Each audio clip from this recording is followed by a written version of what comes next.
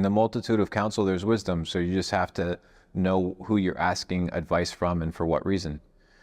You know, I can ask somebody in my friendship group about business advice, and that maybe I can't ask them about relationship advice. But maybe somebody I can ask about relationship advice and not about travel advice or about watches, or different friends for different people and different information from different people.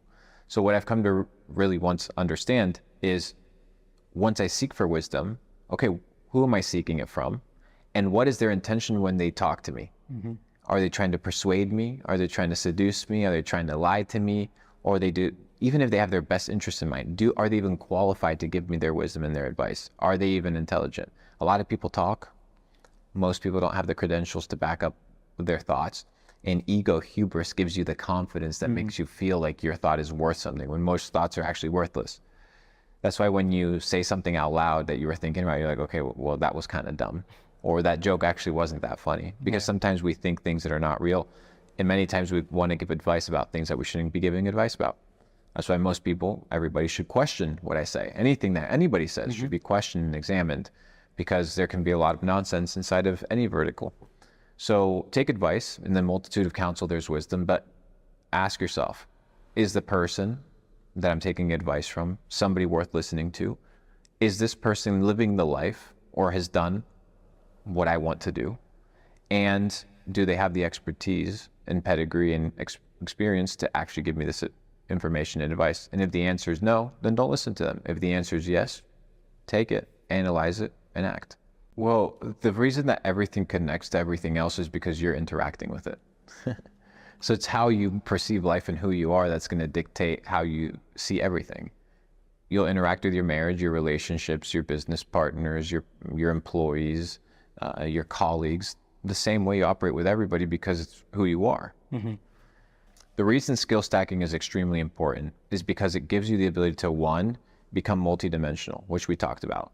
Two, it's understanding that the skills that you're stacking can also be applied to different areas of life. That's why I call them interchangeable or interlinked skill sets. Mm-hmm. How you sell, for example, you can utilize selling in your relationship with your children, in the relationship with your business partners, in your contract deals. Persuasion, you can utilize it in multiple verticals of life.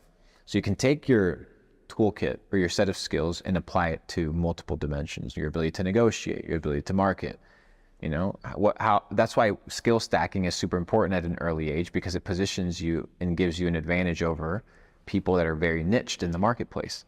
You see a lot of people that, you know, practice some sort of profession. They're a dentist or they're a doctor, but their financial literacy skills are terrible. Why? Because they're very unidimensional. And in life, being well-rounded, fully dimensional is what's going to give you the advantage. So it's about establishing a solid foundation of interchangeable, interlinked skills. And then two, it's determining that, once again, you can't learn everything. So what are the things that you want to learn, and why do you want to learn them? There needs to be a reason behind it. And once you find a reason, and it doesn't always have to have an ROI, it can merely be something that you enjoy to do towards an end goal, then you start mastering them. And once everything comes together, you end up like somebody that is like their Leonardo da Vinci, a polymath, a master of the arts, the sciences. He wasn't perfect at everything. There's things, 99% of the things of the world he never even understood or could do. Mm-hmm. But he was an expert with anatomy. He was an artist. He was a painter. He was an architect. So you can master different things. But once again, today we live in a society where you have to incorporate financial equations, because money is what's going to give you the ability to actually go out and build multidimensional